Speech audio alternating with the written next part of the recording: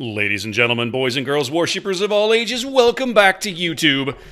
My name is SeaRaptor, and today we're bringing you yet another edition of Raptor Tries to Learn Not to Suck at Aircraft Carriers. This game is decidedly better than the last one, but I still got some hard lessons to learn. So here we are on Shards, everybody's favorite map. If I had a nickel for the number of compliments that I heard people make about this map, I would have 0 cents. This map, just not a lot of people care for Shards very much.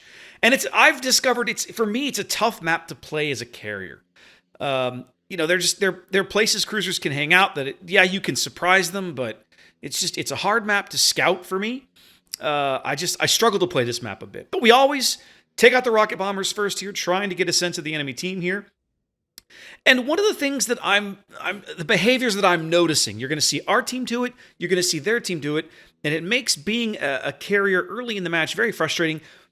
Both teams tend to clump up, right? Like when a match loads, what seems to happen is you get that the northern half of the team goes north, and the southern half of the team goes south, and there's two big old clumps of ships that are all within 5 to 6 kilometers. And maybe there's a straggler, but probably not most of the time. So it makes early strikes impractical, almost impossible, I'd say. Certainly on these 42 kilometer square maps. On the 48 kilometer square maps, maybe a little more feasible.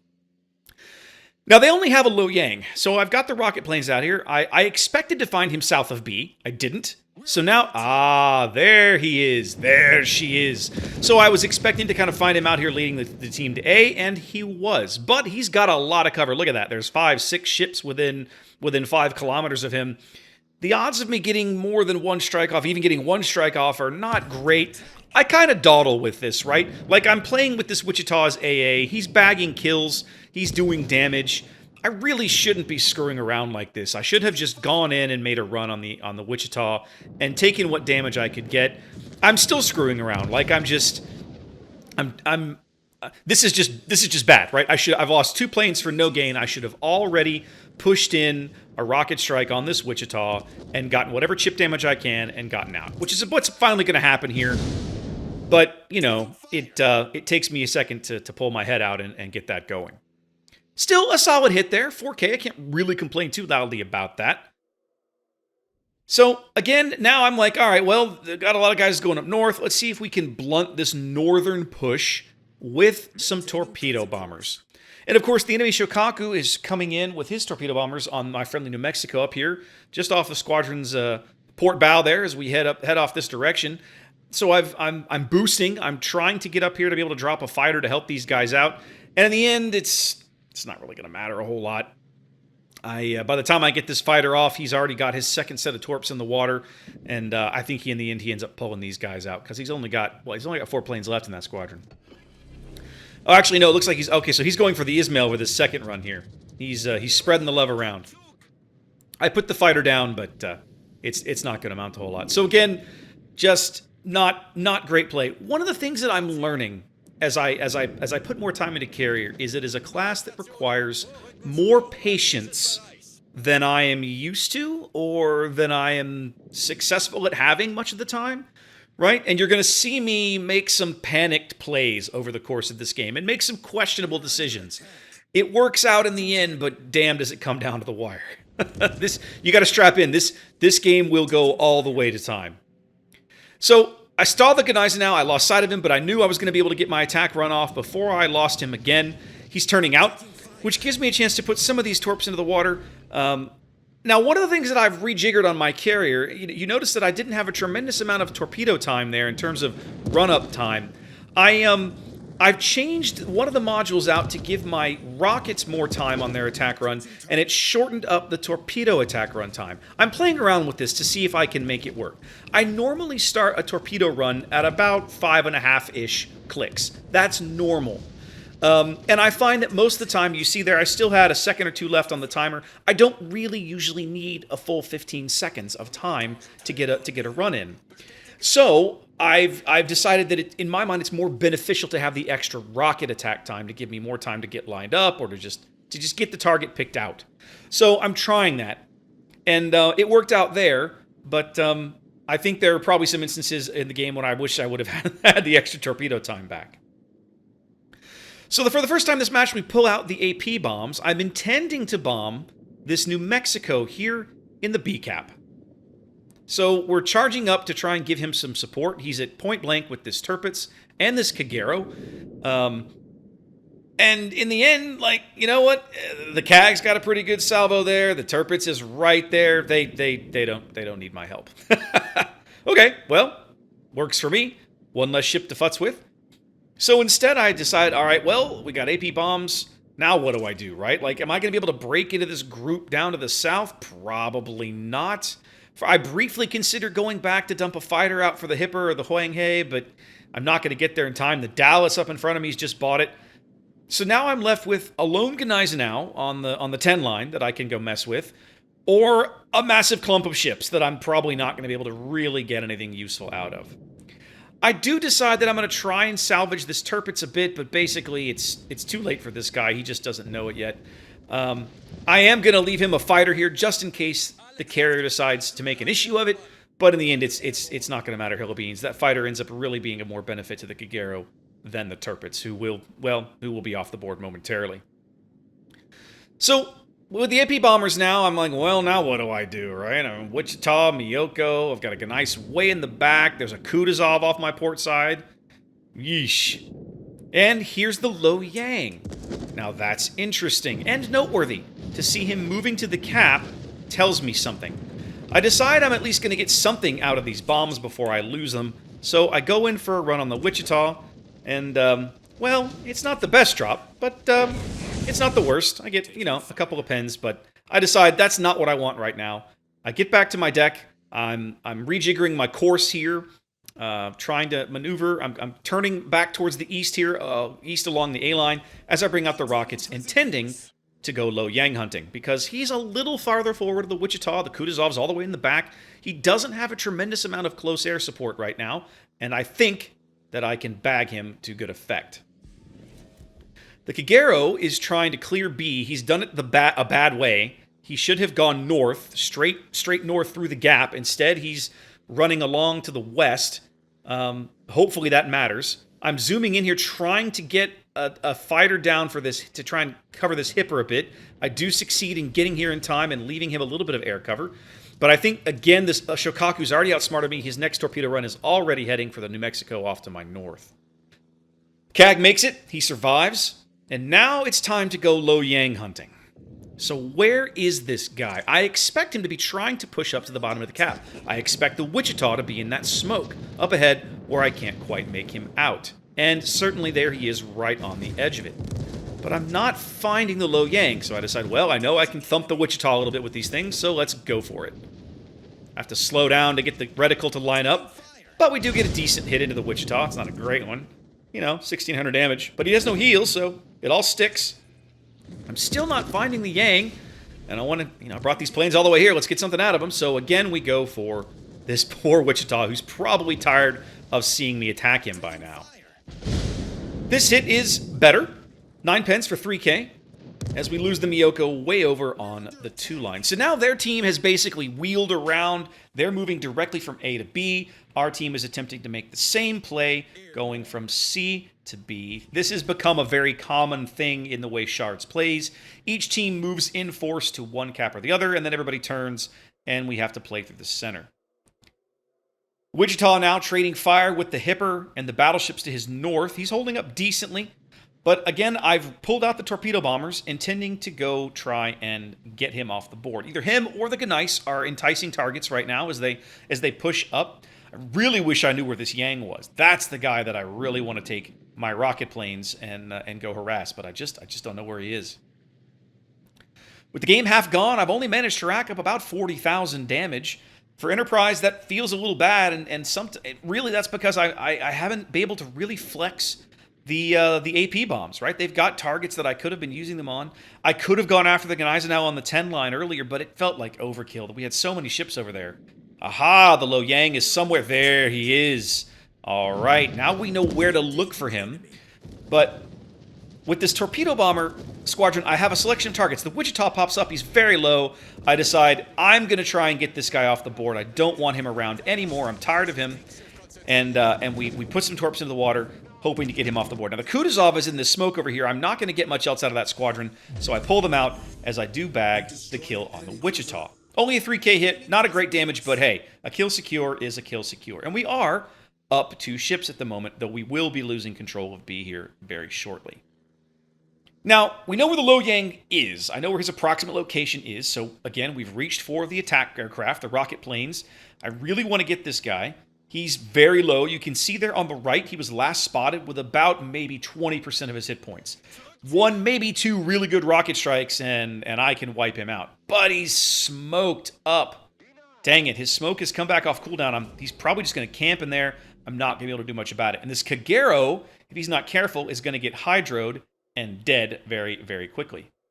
The Kag, to his credit, you can see him there launching torpedoes into the smoke, into the face of the Gneisenau's and the Gneisenau and the Richelieu in the cap. I do decide I'm going to try for some chip rockets and just see if I can fish for him in there, but I don't get anything out of it. The Kutuzov pops up in his smoke. I try to set up for a run here, but I cannot get the reticles. The timing just doesn't work out. I end up losing that attack run. I don't lose many planes here. I just basically pull them out here as we scoot around to the far side, and I just pull them off the board. Up 3 ships now, down a cap, trying to kind of find a way to be impactful in this game. I don't really feel like I've done a whole lot. The Lo Yang has managed to die. I'm still not sure who got him, but he is off the board. I think maybe the Kag torpedoed him when I wasn't looking. But the Kag is now bizarrely in a gunfight with a Kutuzov. But yeah, that's exactly what's happening. He's trying to run, smoking now, as I'm bringing the dive bombers back for the Gneisenau. This is the first chance I've really had to get a good AP drop on what I know to be a soft target to my AP dive bombers. He's got the Kutuzov kind of close. I'm not super excited about this play, but I kind of need to do it. And Gneisenau's A is not bad to begin with, right? So we start the run. And I run into the same thing I always do when doing dive bombers. Unless I try the fancy slingshot to garbage, they just get utterly annihilated, and I'm lucky to get off a single drop. Now, it does turn out to be a pretty decent little drop there. I get a sit in another pen for about 10k or so. It's not too shabby. Well, 8k. I can't really complain, but I was never going to get another attack out of those bombers with all that AA right there. Richie, the Kutuzov, and the Gneiss. Not going to happen. So, back to the torpedo bombers. You can see here now that, again, we're still up ships, but down point. I mean, we're up ships and points, but down a cap. This Gneiss is kind of pushing unnecessarily. I think he's going to try and use this smoke, but as long as his guns are firing, it's going to be highly ineffective. And I should be able to put some torpedoes into him on top of the ones from the Kagero there you see tracking in on him right now. The Hipper, to his credit, look at this Hipper guy. Look at the Hipper in the minimap in B, like trying to push this Richie, not really getting him anywhere. Richelieu turning south, Colorado over there, trying to kind of be a thorn in his position as well, get around that island as I'm putting I only managed to get 1 into the Gneiss. Was not a great drop. I flip quickly for the flip drop. I'm trying to save this New Mexico from himself. The New Mexico on my port side there that I just did my little pirouette turnover is getting wrecked. And yes, I realize this Gneiss is going to die, but one thing I've learned in random battles is don't trust your team. If you can secure the kill, make it happen. Make it happen. So we make sure and get the Gneiss off the table, but of course, New Mexico and his 45,000 hit points evaporate before I can do that. I really wish teams knew how to survive. Like, why do so many random teams not know how to simply stay alive? All you have to do is stay alive. They can't do it. So irritating. Now, the enemy Shokaku was bizarrely being chased by our King George. Obviously, that didn't work out very well. And the Colorado on my port side has just eaten a 20,000-point salvo from this Richelieu, who he's clearly not angled well against. I brought out the rocket planes, knowing that French battleships tend to be a little soft in the upper reaches. And, well, that wasn't very soft. I didn't get a whole lot of great stuff there. I got a fire, at least. So I flip. I'm going to try and get one more run out of these. Richelieu's AA is not awful. It also depends on where he's got his sector focused, or if he's even focusing his sector at all. This is a better hit. 3K, almost 3K, with another fire. And those burn for a little while. I think he's just waiting to see how the battle with the Colorado goes before he decides to do something about that. Nope, he does put them out right then. I bring the torpedo bombers back out, and now I realize that the Hipper in B has really put himself in a compromising position. He's dueling a Kutuzov. The Kutuzov out DPMs him pretty badly, especially with the HE. Plus, he's got Shokaku rockets dropping on him. So I decide, all right, well, let me go see if I can help out this Hipper and keep him from committing suicide. The Shokaku strike is over, but he's still fighting this Kutuzov. He's doing okay, but I'd rather not risk it. So we leave him a little bit of fighter cover here as we go by. And I decide, you know what, again, this Kutuzov, I've only got to put one torpedo into this guy, maybe two. But by the time I get a torpedo into him, he's probably have taken a little bit of ship damage. Let's see what happens. He's trying to throttle juke the Hipper behind him. You'll see this as I start the run. I think he's moving forward, but look, he's actually stationary. He's just starting to reverse as I put my torpedoes into the water here. And he takes a little more damage, and yep, those torpedoes are going to be the end of him, which feels good. Unfortunately for me, it's still not enough to save the Hipper. So now they've caught up on kills. It's 10-10. Only 2 ships remain on each side. They're Richelieu and Shokaku versus me and the CAG. And the CAG is going to go and try and cap B. He's got some fighter cover. I feel pretty good about him right now. And I have to deal with this Richelieu. Now, if you've been paying attention to my movements on the minimap, I've just realized how badly I have screwed up. I had not expected the Richie to do this, and I had already set my auto waypoint, course finder, whatever, to kind of come out here and move down the 9 line. So about 30 seconds ago, I looked at the minimap and went, oh, this is bad. So I did a hard turn here. I'm trying to cut through this gap here on the south side of the sea cap and give me some cover from the Richie's guns, while I basically just have to spam planes at him and hope he doesn't dev strike me. This first salvo comes in there for about 13K or so. I did put torps into him. I put 2 torps in. The flood is stuck. He is flooding right now. I reach for the AP bombers. I literally have no idea. This is one of the few battleships I haven't tested the AP bombers against. I don't know what I can get here. He did repair the flood. And, yeah, these, it looks like a decent drop. And it's, it's 8K. I don't get any citadels, but, that's not insignificant damage here. I reach for the rocket planes, knowing that he's just burned his heel. I'm trying to get a fire lit. The Kagero does a great job bagging B, but I'm not really able to go support him right now.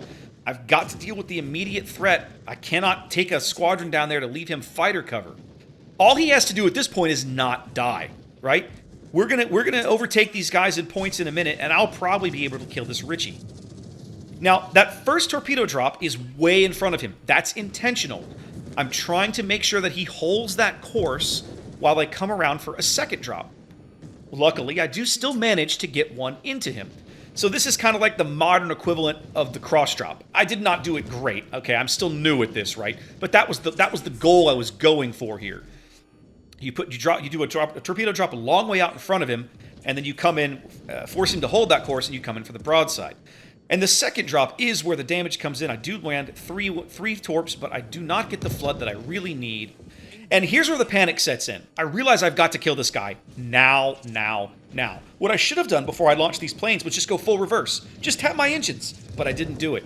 I'm too busy trying to get him to light on fire and start taking damage. I do manage to do that here. I pull the rocket planes out, knowing that if I don't do something about my position here, I'm in deep trouble. So I do hit the reverse here and start backing up, but his salvos seem to mostly be overpins, and I guess he's blown his reload boosters already because I'm not seeing them. I'm scraping the bottom of the barrel here. These are the last couple of torpedo planes that I have active on the deck. I really need to kill this guy before he reloads again. He's burning out, but I can't trust, maybe he'll come up with a heal or a repair just in time. He slaughters every last torpedo bomber I have, and I manage to bag him. And with 35 seconds left, right there, 31 seconds left, we recapture the lead. The Kagero, all he has to do is live, and I'm too far away to support him. There's only 20 seconds left on the clock. The enemy Shokaku knows this, and if he kills that CAG, we will lose. We absolutely will lose. He's bringing the rocket planes out. This Kagero is doing everything he can. It's literally going to come down to luck, a little bit of skill, and some RNG If he survives this rocket strike, we've probably got this. And there he goes. 12 hit points as time ticks away, and we narrowly capture a win. This game was exhausting. When I got done playing this game, I had to like log out and take a break. Admittedly, I don't feel like I played badly. I don't feel like I made bad target selection. I put myself in a bad position at the end and had to scramble to fix my own mistake, right? And just barely managed to do so, losing a horrible amount of planes to the Jean Bart in the process. So again, Enterprise, I'm still learning, I'm still getting better. I've got to be more aware of my surroundings and continue to improve. Going forward with this series, I've had some requests to get away from Enterprise and look at other carriers. I will probably duck down and play around with the Tier 6 carriers for a bit, maybe Ranger, maybe Ryujo, and just see, because I believe the Tier 6 carriers are in probably a pretty rough spot right now. So maybe a bit of a hiatus while I get some games under my belt, kind of getting a feel for those ships, and then maybe we'll get another one of these out in the meantime. Guys, thanks for watching. I hope you enjoy these. Appreciate it. Be safe out there, and I'll catch you next time.